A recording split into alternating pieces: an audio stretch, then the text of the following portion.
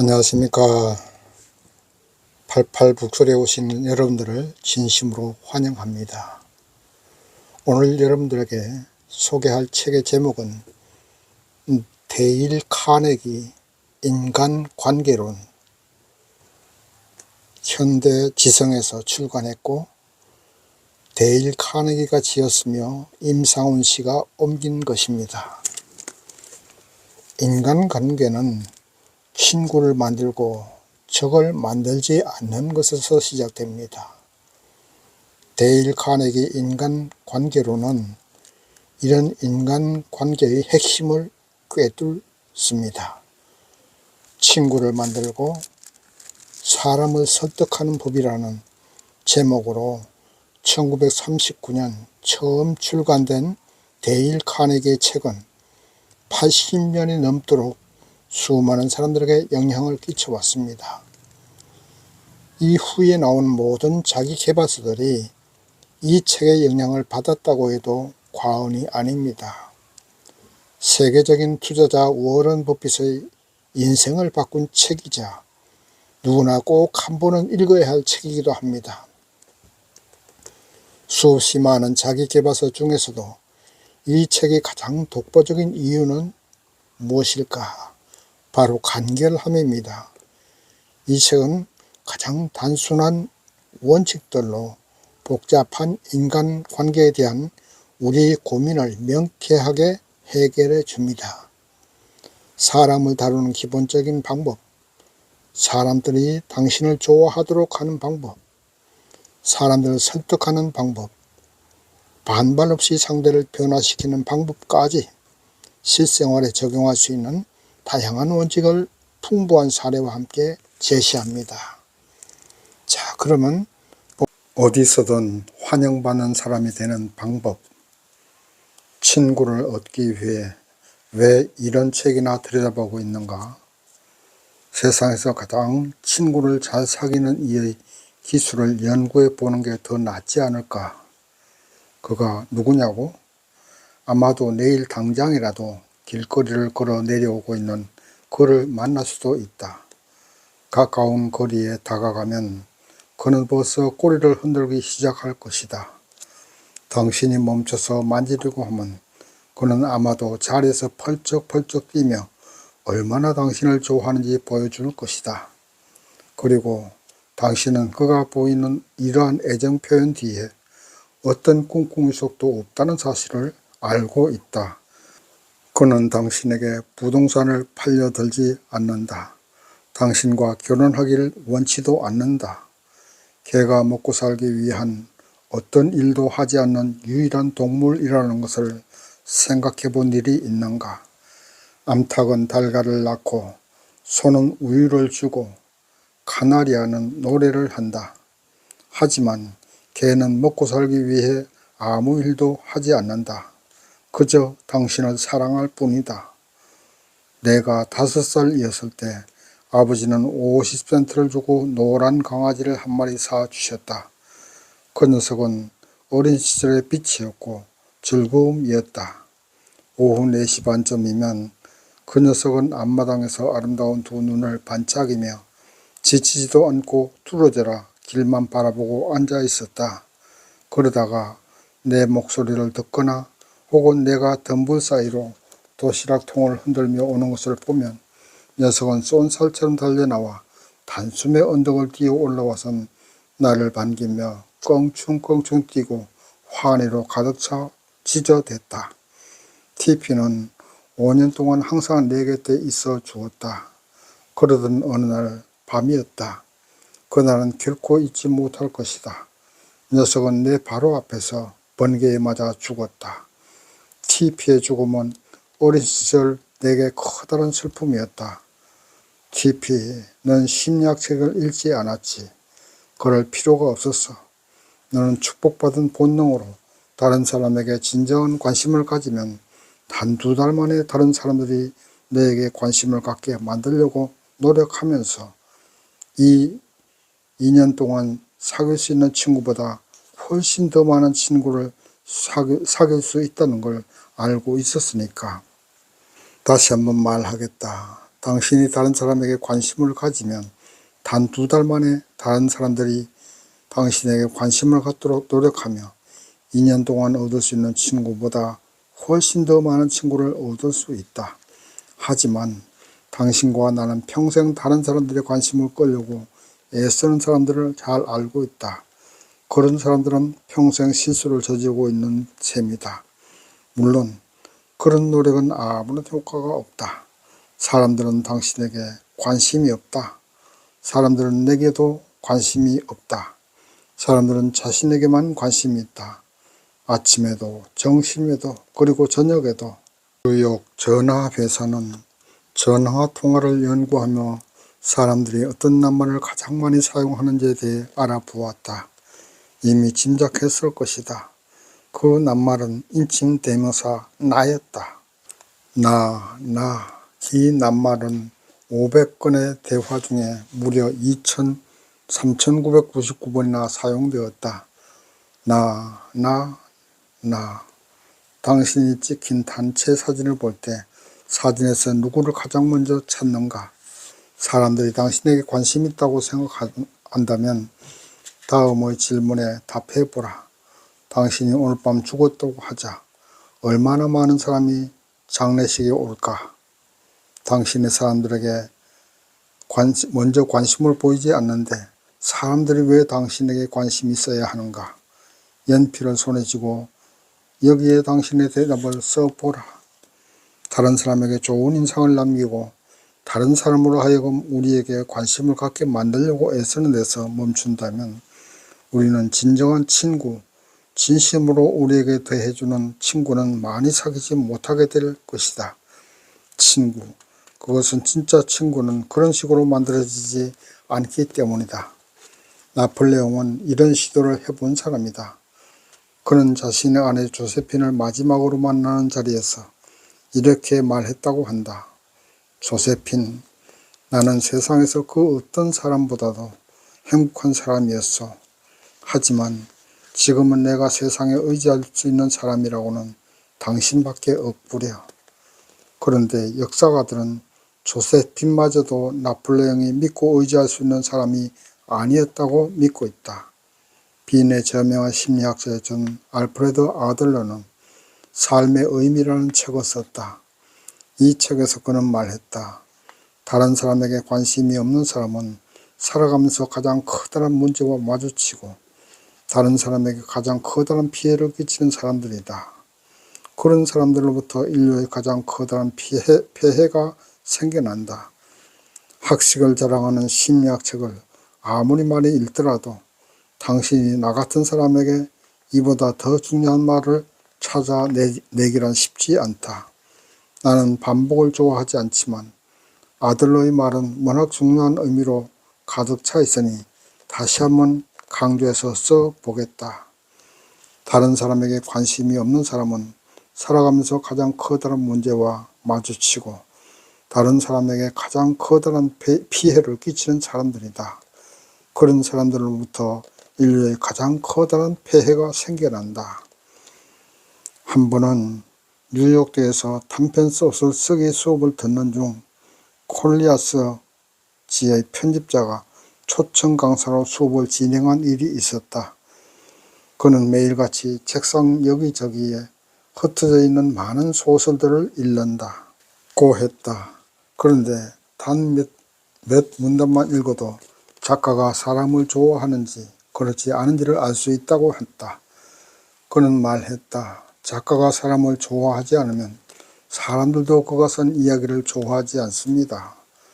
이 냉정한 편집자는 소설 쓰는 방법에 대해 이야기하다가 2번 정도 강의를 중단하고는 설교를 늘어놓게 되어 미안하다고 사과했다. 그런 다음 그는 말했다.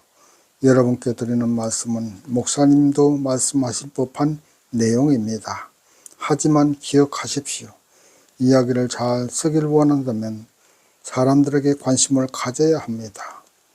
소설 쓰기에 적용될 수 있는 말이라면 사람들은 대면하고 그 사람들을 다룰 때에도 적용될 수 있는 말이라고 확신할 수 있다. 지난번 하워드 서스틴이 브로드웨이에서 공연을 할 때 나는 그의 분장실에서 저녁을 같이 보냈다. 최고의 마술사이자 손마술의 왕이라고 불리우는 그 하우드 서스틴 말이다. 40년 동안 그는 세상을 쉬지 않고 돌아다니며 환상을 만들어내고 관객들을 어리둥절하게 하고 놀라움에 말문이 막히도록 만들었다. 6천만 명이 넘는 사람들이 그의 쇼를 보려고 돈을 지불했고 그는 200만 달러에 달하는 수익을 올렸다. 나는 서스틴에게 성공의 비결을 말해달라고 요청했다. 그가 받았던 교육은 성공과는 관계가 없었다. 그는 어릴 때부터 도망 나와 떠돌이가 되었다. 화물열차를 타고 다니며 건초더미에서 자고 집집마다 돌아다니며 구걸을 하고 화물열차 밖 철로에 늘어선 표지판을 보며 글자를 깨우쳤다. 마술에 대한 대단한 지식을 가지고 있었던가? 아니다. 그는 나에게 손마술에 대해서 수백 권의 책이 나와 있다고 했고 자신이 아는 만큼 알고 있는 사람이 적어도 수십 명은 된다고 했다. 하지만 그는 다른 사람에게는 없는 두 가지를 가지고 있었다. 첫째로 그는 자신만이 가진 매력을 청중들에게 전달하는 능력을 가지고 있었다. 그는 정말 뛰어난 쇼맨이었다. 그는 인간의 본성에 대해 알고 있었다. 그가 하는 모든 행동, 모든 제스처, 모든 억양, 모든 눈썹의 움직임이 사전에 철저하게 연습된 것이었다. 그가 하는 모든 행동은 초 단위로 쪼개져 계산되어 있었다. 하지만 그게 다가 아니었다. 서스틴은 사람들에게 진심으로 관심을 보였다. 그에 따르면 많은 마술사들은 관객을 보며 이렇게 말한다고 한다. 그래, 저기에 잘 속는 사람들이었어. 얼간이들 뿐이야. 잘 속일 수 있을 거야. 하지만 서스틴은 완전히 달랐다. 그는 무대에 올라갈 때마다 이렇게 스스로에게 속삭였다고 한다. 이분들이 날 보러 오시다니 정말 고마운 일이야. 내가 좋아하는 방식으로 먹고 살 수 있는 건 다 이분들 덕분이지. 그러니 내가 할 수 있는 최선을 보여드려야지. 그는 다음과 같은 말을 몇 번이고 스스로에게 반복해서 말하고 나서야 무대에 올랐다고 한다. 나는 관객들을 사랑해. 관객들을 사랑해. 웃긴다고? 말도 안 된다고? 원하는 대로 아무렇게나 생각해도 좋다. 나는 그저 내가 들었던 역사상 가장 유명한 마술사 중 한 명이 말해준 비결을 아무런 코멘트도 달지 않고 전달하고 있을 뿐이다. 그래서 사람들이 당신을 좋아하도록 만드는 첫 번째 규칙은 바로 다른 사람에게 진심으로 관심을 가지라는 것이다. 좋은 인상을 주는 간단한 방법. 미소는 한 푼도 들지 않아요. 하지만 많은 결과를 만들어내지요. 미소는 받는 사람을 부자로 만들어 주어요. 하지만 그걸 준다고 해서 그만큼 가난해지는 게 아니지요. 미소는 순식간에 벌어지는 일이지만 그 기억은 평생 지속되기도 해요. 미소 없이 지낼 수 있을 정도로 부자인 사람은 세상에 없고 아무리 가난한 사람도 미소가 주는 기쁨으로 부자가 될 수 있어요. 미소는 집에서는 행복하게 만들어주고 일에서는 호의를 낳고 친구들 간에는 우정의 징표가 되지요. 미소는 피곤하고 지친 사람들에게는 안식, 실망한 사람에게는 빛, 슬픈 사람들에게는 햇살, 어려운 상황에 처한 사람들에게는 최고의 해독제도. 하지만 미소는 돈 주고 살 수도, 구걸할 수도, 빌릴 수도, 훔칠 수도 없어요. 한 사람이 다른 사람에게 그냥 주기 전에는 이 세상 물건이 아니기 때문이죠. 크리스마스 시즌 막바지에 우리 직원들이 너무 피곤해 미소를 짓지 못하면 미소를 남겨주시겠어요? 더 이상 미소를 짓지 못한 사람이야말로 미소를 가장 필요로 하거든요. 그래서 사람들이 당신을 좋아하도록 만드는 두 번째 규칙은 바로 웃으라는 것이다. 상대방의 이름을 기억하라. 프랭클린 D. 루즈벨트는 호의를 얻을 수 있는 가장 간단하고 자명하고 중요한 방법 중 하나가 이름을 기억하고 그 사람이 중요한 사람이 된 것처럼 느끼도록 만들어 주는 것이라는 점을 알고 있었다. 하지만 우리 중 몇 명이나 루즈벨트처럼 하고 있을까? 낯선 사람을 소개받고 몇 분간 대화를 나누고 헤어진 다음에 우리는 절반 정도는 그 사람의 이름을 기억하지 못한다. 정치인이 처음으로 배우게 되는 교훈은 다음과 같다. 유권자의 이름을 기억하는 게 정치인이 해야 할 도리이다. 이름을 잊는 정치인은 잊힐 것이다. 이름을 기억하는 능력은 정치에서뿐 아니라 일이나 사회적 만남에서도 마찬가지로 중요하다. 프랑스의 황제이자 위대한 나폴레옹의 조카였던 나폴레옹 3세는 황제로서 해야 했던 그 많은 일들에도 불구하고 자신이 만났던 모든 사람의 이름을 기억할 수 있다고 자랑한 적이 있다. 그의 방법이 무엇이었냐고? 간단하다. 사람 이름을 잘 듣지 못할 때마다 그는 말했다. 미안하네. 이름을 잘못 들었네. 어떤 이름이 조금 특이한 이름이라면 그는 말했다. 어떻게 쓰지? 나폴레옹 3세는 대화를 나누는 중에 이름을 몇 번이고 써보며 머릿속으로 그 이름과 그 사람의 특징, 표현, 외모를 연결해 보려고 애썼다. 만일 그 사람이 중요한 사람이라면 나폴레옹은 더 많이 노력했다. 혼자가 되면 나폴레옹은 그 사람의 이름을 종이에 쓰고 쳐다보며 집중해서 그 이름을 완전히 머리에 새기려 했다. 그 다음엔 종이를 찢었다. 이런 식으로 그는 다른 사람의 이름을 귀로 각인시키기도 하고 눈으로 각인시키기도 했다. 이 모든 것은 시간이 필요하다. 하지만 에머슨에 따르면 훌륭한 예절은 사소한 것을 희생할 때 이루어진다. 따라서 사람들이 당신을 좋아하도록 만들고 싶다면 세 번째 규칙은 상대방의 이름을 그에게 있어서 모든 말 중에서 가장 달콤하고 중요한 말로 들린다는 점을 명심하라. 사람들이 당신을 피하고 당신 모르게 당신을 조롱하고 심지어 경멸하게 만드는 방법을 알고 싶다면 그 비결을 알려주겠다. 절대로 다른 사람의 말을 오래 듣고 있지 마라. 끊임없이 당신에 대한 이야기를 늘어놓아라. 다른 사람이 말하는 동안 어떤 생각이 떠오르면 그 사람의 말이 끝나기까지 기다리지 마라. 그 사람은 당신보다 똑똑하지 못한 사람이다. 왜 다른 사람의 한가로운 수다나 들으며 시간을 낭비해야 하는가? 바로 치고 들어가 말하는 도중에 말허리를 끊어라. 이런 사람들을 알고 있는가? 불행하게도 나는 알고 있다. 놀랍게도 이 중 몇몇은 사격의 명사다. 지겨운 사람들, 이들은 모두 지겨운 사람들이다. 자신의 잘난 맛에 중독되어 있고 자만에 취해 있는 지겨운 사람들. 자기 이야기만 하는 사람들은 자신만 생각하는 사람들이다. 콜롬비아 대학 총장 니콜라스 머레이 버틀러 박사는 말했다. 자신만 생각하는 사람은 배울 가망이 없는 사람들이다.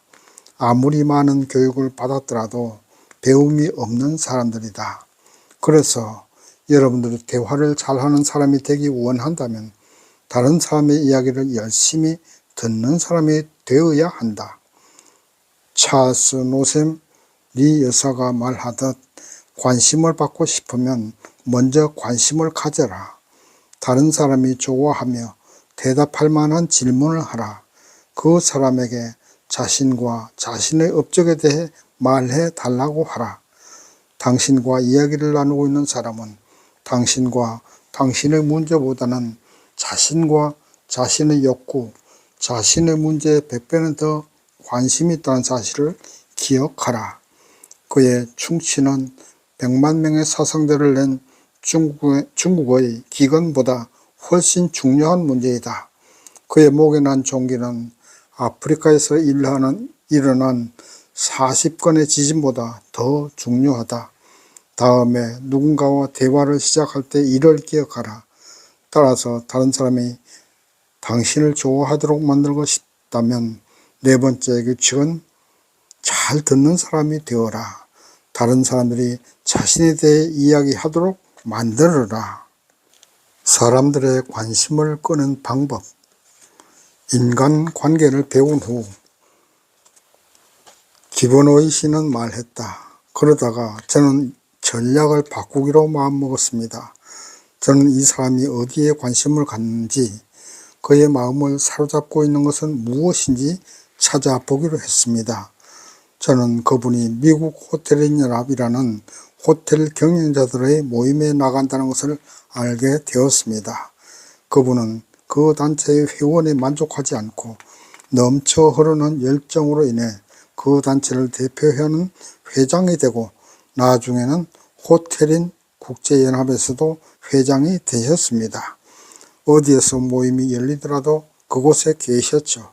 산을 넘고 사막이나 바다를 건너는 건 문제가 되지 않았습니다. 그래서 다음날 그분을 뵐 때 저는 그 모임에 대한 이야기를 꺼냈습니다. 대단한 반응을 이끌어냈죠. 대단한 반응이었습니다. 그분은 그 모임에 대해 30분은 이야기하시더라고요. 목소리는 열정으로 넘쳐 흘렀습니다.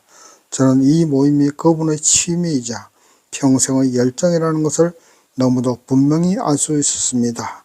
그분 사무실을 떠나기 전 그분은 제게 그 단체의 회원권을 파셨습니다. 그러는 동안 저는 빵에 대해서는 한마디도 하지 않았습니다. 하지만 며칠 후 그 호텔 직원이 제게 전화를 했습니다. 샘플과 가격표를 가지고 오라고요. 그 직원은 저를 환영하며 말했죠.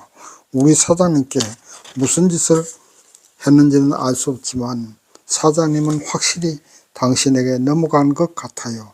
생각해 보세요. 4년 동안이나 그분을 쫓아다녔죠. 그분 호텔에 빵을 납품하려고요. 아마 지금도 그러고 있었겠죠.